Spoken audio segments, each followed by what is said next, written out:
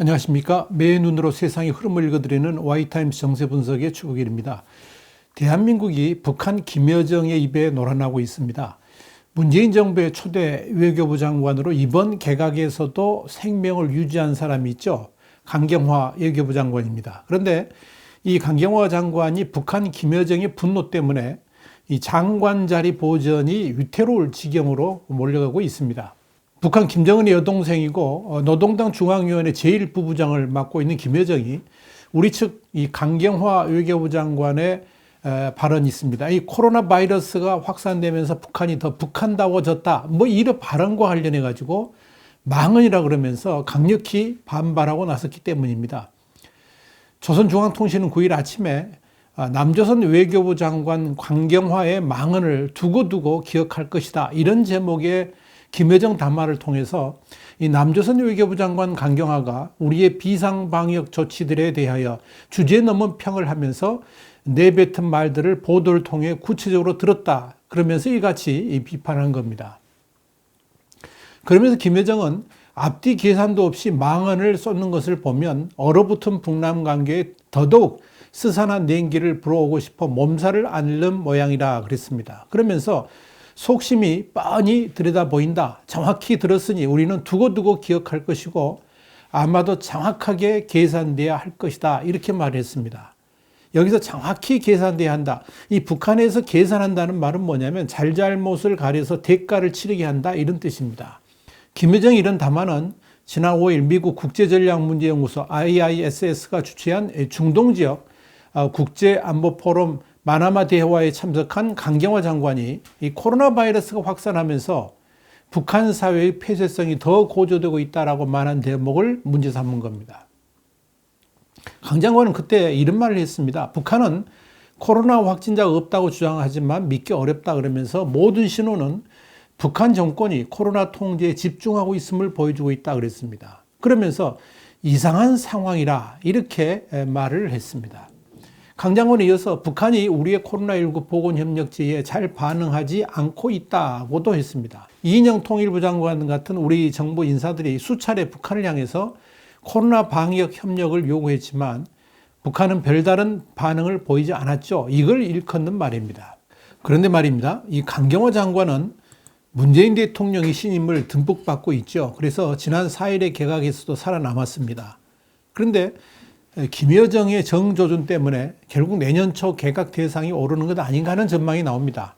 이미 그런 전력이 있죠. 김현철 전 통일부 장관은 지난 6월에 김여정의 담화 후에 2주 만에 결국 남북관계 악화에 책임을 지겠다 그러면서 사의를 밝힌 적이 있었고요. 정경두 전 국방부 장관도 같은 달에 김여정의 지휘를 받는 김영철 당중앙위원회 부위원장의 비난 담화 2개월 만에 물러났습니다. 김여정이 대한민국 정부의 장관들 목숨을 좌지우지하는 형국입니다. 이런 상황에 대해서 북한 고위 외교관 출신이죠. 국민의힘 태영 의원이 북한이 대북전단 금지법 개정이라는 입법권에 이어서 인사권까지 개입하려는 것이다. 이렇게 분석을 했습니다. 이런 이유 때문에 벌써 강경화 장관의 후임이 공공연하게 거론됩니다.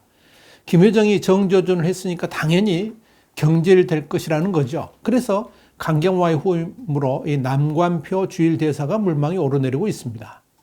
북한의 백두혈통이 우리 측 정부 요인을 정조준해가지고 비난을 퍼붓자마자 그저 움찔하면서 장관 교체를 거론하는 것도 코미디입니다만은 실제 그렇게 실행에 이미 옮겨진 적이 있기 때문에 이제는 이제 당연시하는 것 같습니다. 이건 강경화 장관이 북한의 백두혈통을 비판한 것이고 이건 사실상 최고 존엄에 대한 모욕으로 받아들이는 상황에서 이 문재인 정권이 북한의 눈치를 보지 않을 수 없기 때문에 그런 거죠. 특별히 이 김여정이 담화에서 강경화의 발언을 망언이라고 규정하면서 얼어붙은 북남 관계에 더더욱 스산한 냉기를 불어오고 싶어 몸살을 앓고 있는 모양이라고 지적한 그 대목을 문재인 정부가 상당히 뼈아프게 생각하는 것으로 보입니다. 김여정이 말 그대로 지금 남북 관계는 얼어붙어 있죠. 여기에 강경화 발언 때문에 스산한 냉기까지 불어넣었으니까 당분간 이 남북관계 회생이 쉽지 않을 겁니다. 불가능할 겁니다. 그러니까 문재인 정부가 정신이 번쩍 들지 않을 수가 없죠. 당연히 장관 경질로 북한에 비유 맞추기에 나서게 될 것이라는 그런 전망이 나오는 겁니다. 더더욱 김여정이 담화에서 정확히 들었으니 우리는 두고두고 기억할 것이고 아마도 정확히 계산돼야 할 것이라고 말한 대목은 문재인 정부를 두렵고 떨리게 만드는 것으로 보입니다. 이건 강경화의 발언에 대해서 반드시 대가를 치르게 할 것이라는 위협이고 협박이기 때문에 그렇습니다. 다시 말해서 대남 보복을 할 수도 있다는 의미죠. 김여정은 지난 6월에도 탈북자들의 대북전단 살포를 문제 삼으면서 청와대 한라인을 포함해가지고 모든 남북 간 통신 연락 채널을 완전히 차단하고 폐기하겠다고 그랬습니다. 그러면서 김여정과 김영철이 뭐라 그랬냐면 이 대남 사업을 철저히 대적 사업으로 전환해야 한다는 점을 강조하면서 배신자들과 쓰레기들이 저지른 죄값을 정확히 계산하기 위한 단계별 대적 사업 계획들을 심의했다 그랬습니다. 그렇게 죄값을 정확히 계산하겠다고 한 직후에 북한은 개성공단 연락사무소를 폭파했습니다. 그때와 같이 만약 북한이 대남 보복용 도발이라도 하게 되면은 문재인 정부는 최고의 치적이라고 자부를 했던 이 남북관계 치명타를 입게 될 것이니까 미리 알아서 고개 숙이를 하지 않겠나 하는 그런 전망이 나오는 겁니다. 여기에 대해서 이 국회 외교통일위원 소속 국민의힘 정진석 의원이 뭐라 그랬냐면 김여정이 강 장관을 자르라고 요구한다 그러면 과연 우리 정부가 거절할 수 있을지 의문이라 그랬습니다. 그러면서 북한이 우리 국민을 총으로 쏴 죽이려는 때는 꿀먹은 벙어리처럼 굴다가 김씨 일가의 하명이 떨어지면 득달같이 법률까지 뜯어고치는 것이 문재인 정권의 민낯이라고 비판을 했습니다. 대한민국 정부의 상전 노릇을 하는 사람이 있죠. 바로 김여정입니다. 김여정이 대남 사업을 관리하고 있기 때문에 그렇죠. 그러니까 이미 대한민국 정부는 북한에 완전히 고삐에 매인 소가 되어 있습니다. 북한이 대한민국을 좌지우지하는 상황이 이미 연출되고 있다는 의미입니다. 문재인 정부의 대북 눈치 보기가 극에 달하면서 대한민국 체제를 주물럭거리고 있습니다.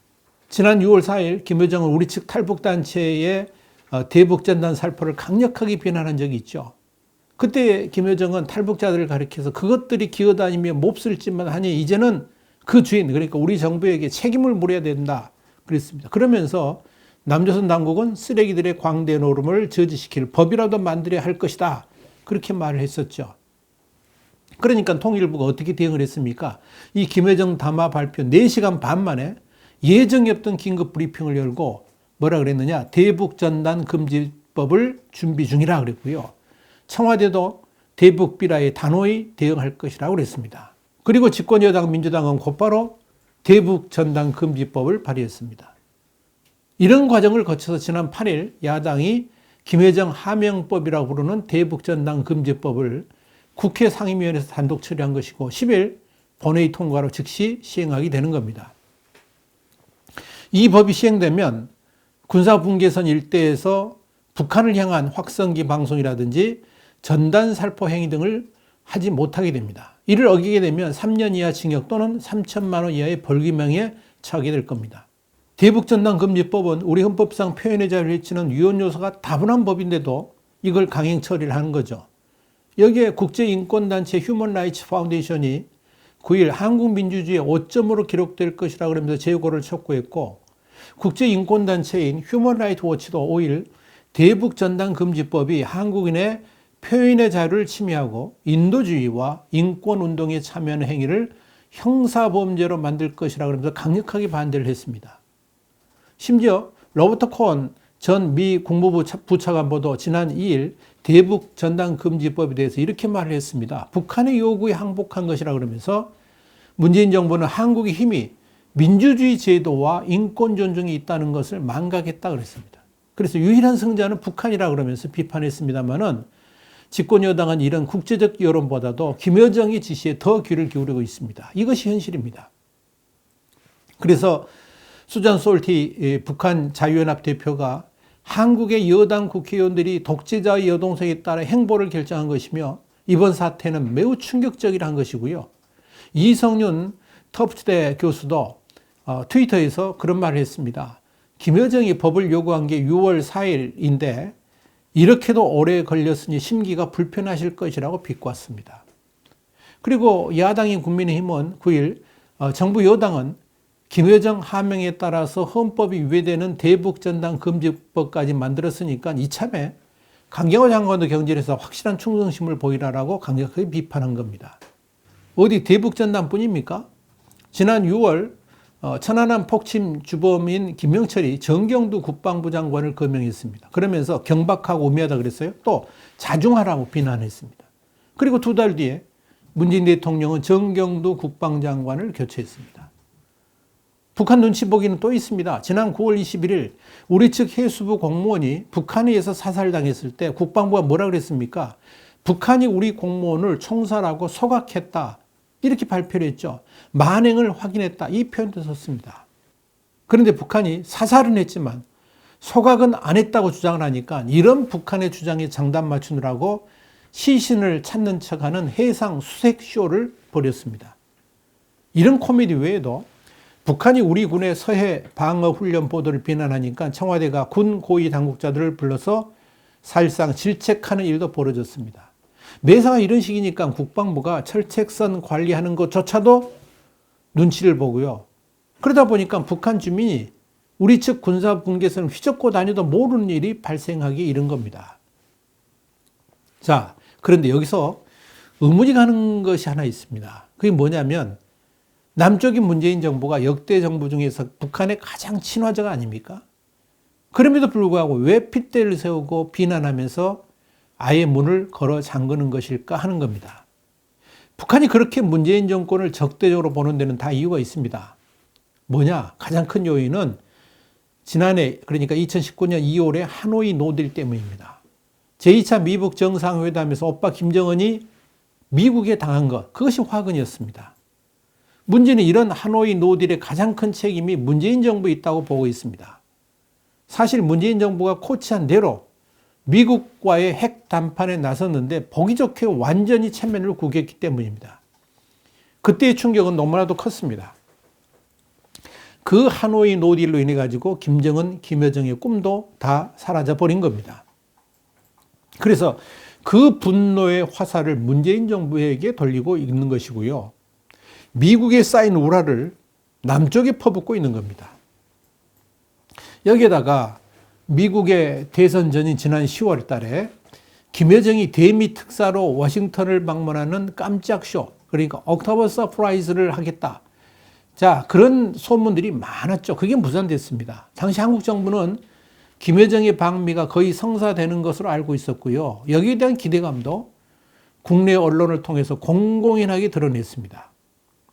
당연히 문재인 정부의 작품이었고 이걸 북한 측하고 협의하기도 했습니다만 또다시 무산된 거죠.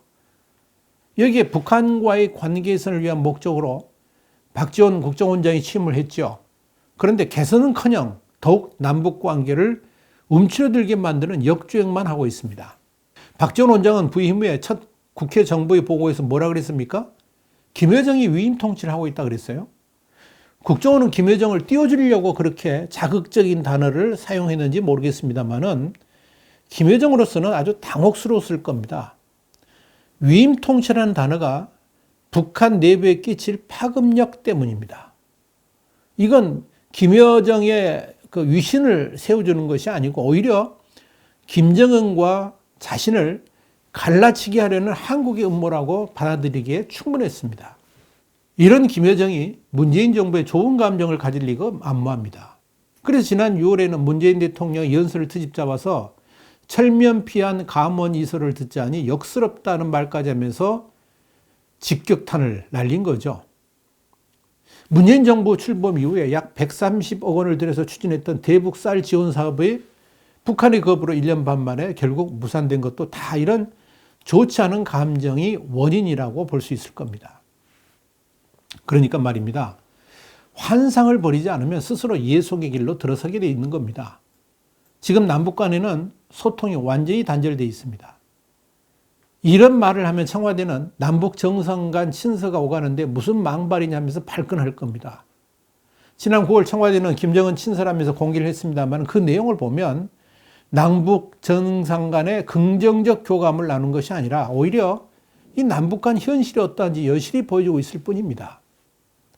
북한은 코로나를 핑계로 북한으로의 전파를 막겠다 그러면서 남북 군사분계선 일대에 장벽을 쌓고 있습니다. 말이야 코로나 전파를 막겠다는 것입니다만 우리 귀에는 남북 간의 심리 장벽도 그만큼 깊다는 것으로 읽혀집니다.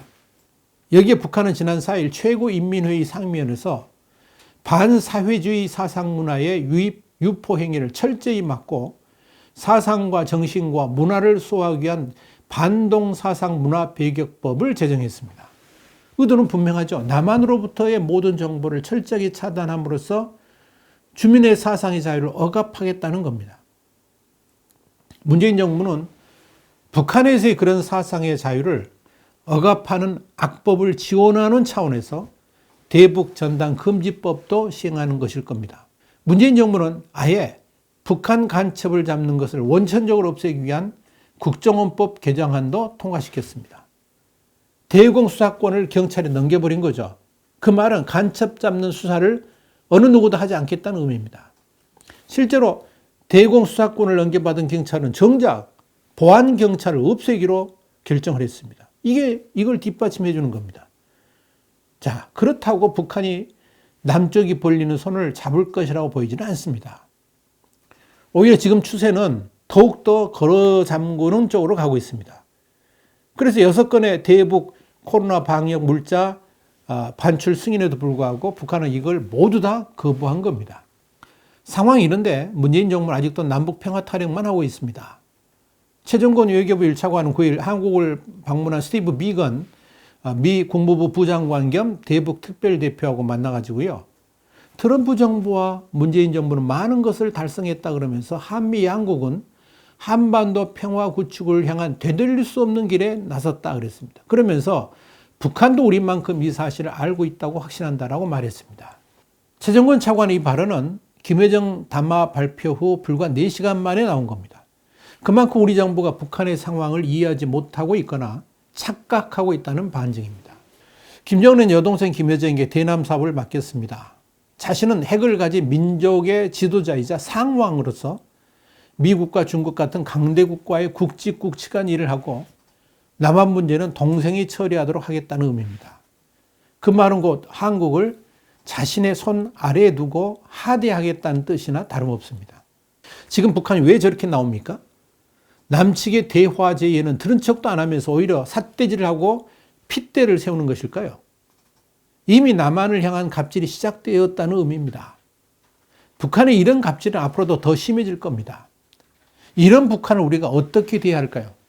계속해서 북한 눈치만 봐가면서 누구 바꾸라 하면 바꾸고 이런 법 만들려고 그러면 북한이 하명하신 대로 법 만들고 그러면 남북 간의 평화가 찾아올까요? 북한이 개성의 남북연락사무소를 폭파해도 그냥 쳐다보고만 있고 우리 측 국민을 사살해도 항의 한번 제대로 하지 않고 눈만 껌벅거리면서 그저 보고만 있으면 남북 간의 평화는 정착되는 것일까요? 문재인 정부가 생각하는 대로 북한 핵은 과연 폐기될 수 있을까요? 북한이 과연 스스로 핵을 폐기할 것이라고 보십니까? 문재인 정부의 핵심들이 생각하는 대로 주한미군이 철수되고 한미동맹 끝장내면 남북 간의 평화의 시대가 도래할까요? 당당한 대북외교, 당근도 필요하지만 채찍 있는 대북외교가 아니면 남북 평화는 결코 도래할 수가 없는 겁니다.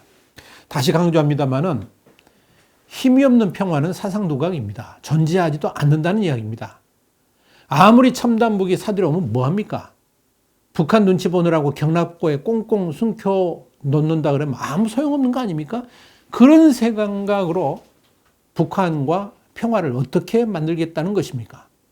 착각에서 벗어나야 됩니다. 그렇지 않으면 우리는 이제 북한의 종속된 삶을 살아갈 수밖에 없습니다. 세계 10대 강국 대한민국이 우리의 선배들이 세계 속에 우뚝 서게 만들어 놓은 이 대한민국을 왜 이렇게 비참하게 만드는 건지 모르겠습니다. 마지막으로 한마디만 더 하죠. 문재인 대통령 과연 강경화 장관을 경질할까요? 그동안 많은 사람들이 존재감 없는 외교장관을 바꿔야 된다고 지적했음에도 불구하고 길을 닫고 있었는데 김여정의 정조준에도 강경화를 계속 지켜줄까요? 저는 그렇지 않을 것으로 봅니다. 문재인 대통령이 가장 중시하는 김씨 남매의 비난이 나왔기 때문입니다. 당연히 경질될 겁니다. 아마 1월 달쯤에 그렇게 되지 않을까 보여집니다. 문재인 대통령이 과연 어떻게 반응할지 계속 지켜보겠습니다. 와이타임스 정세 분석이었습니다. 다음 시간에 다시 뵙겠습니다. 감사합니다.